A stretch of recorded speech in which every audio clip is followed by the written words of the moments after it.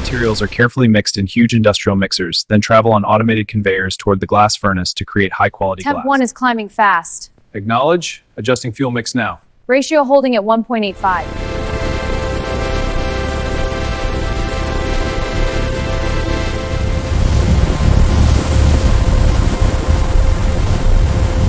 Each glowing drop of molten glass is carefully shaped into a perfect bottle.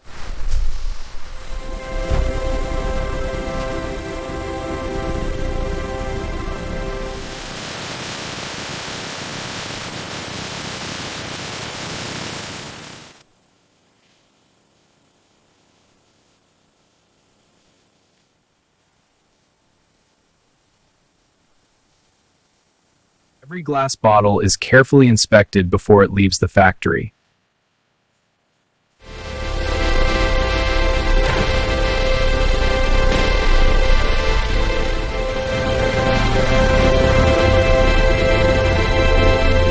And that's how glass bottles are made, from raw materials to finished products.